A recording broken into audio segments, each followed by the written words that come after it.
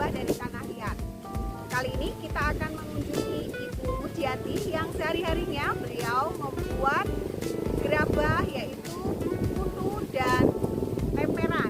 Biasanya alat ini digunakan untuk menghaluskan kutu. Yuk kita ikuti perjalanannya.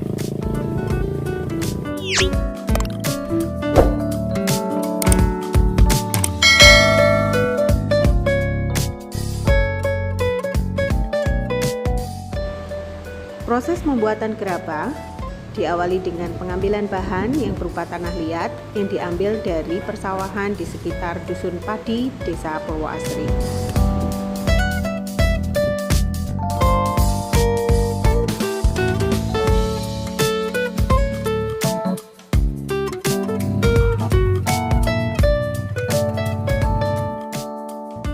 Tanah liat yang telah diambil dari area persawahan kemudian digiling, selanjutnya siap untuk dijadikan bahan pembuatan gerabah.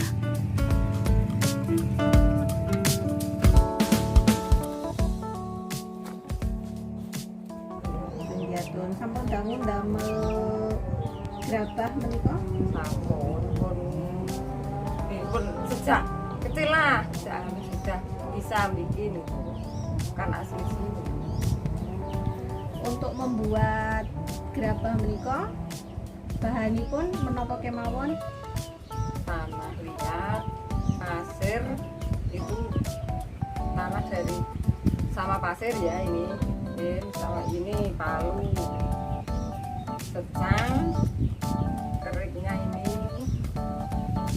busik, udah cuma itu ini halim. Untuk membuat satu gerabah menika butuh waktu berapa hari, Bu? Satu grab satu biji nih. Satu biji, oke, sampai jadi.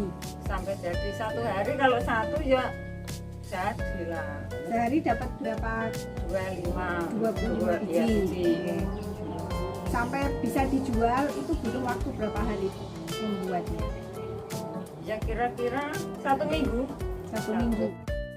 Proses awal pembuatan lemperan ini dimulai dengan pembuatan jubungan terlebih dahulu.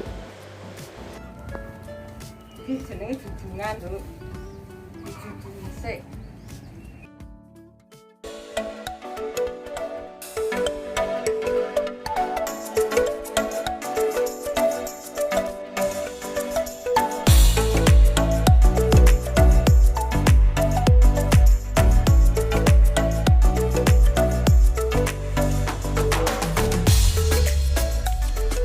Kemudian bahan-bahan ini diolah dibentuk sesuai dengan bentuk yang diinginkan. Kali ini beliau membuat lemperan.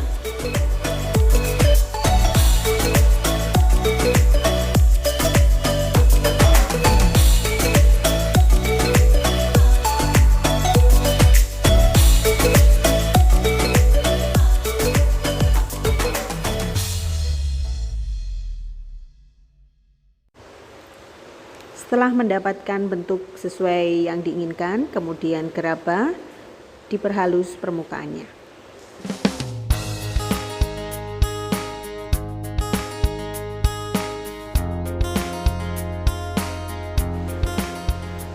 Setelah jadi, kemudian gerabah dijemur sampai setengah kering.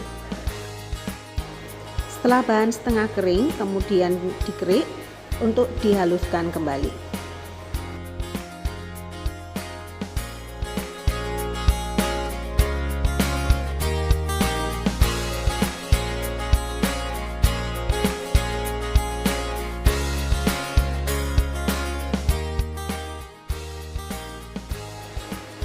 Kemudian mulailah dibuat dudukan sebagai alas dari lemperan.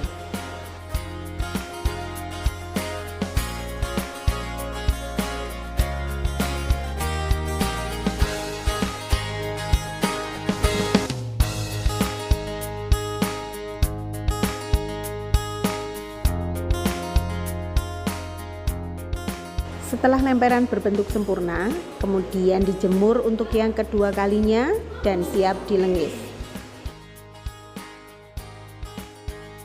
Setelah dibuat, langsung dijemur 7 hari jadi langsung di makasih Dilengis itu dinama itu.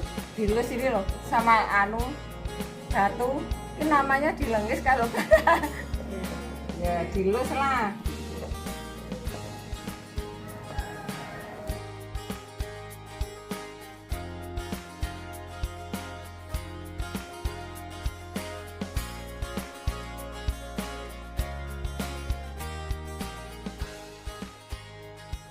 Tahap akhir dari pembuatan gerabah adalah pembakaran. Pembakaran ini bertujuan untuk membuat gerabah menjadi lebih kering, tahan lama, dan kuat, serta siap untuk dipasarkan. Nah, itu tadi jalan-jalan kita di Dusun Padi, Desa Purwoasri. Tetap support produk-produk lokal daerah kita masing-masing. Sampai jumpa di Jelajah Alam berikutnya.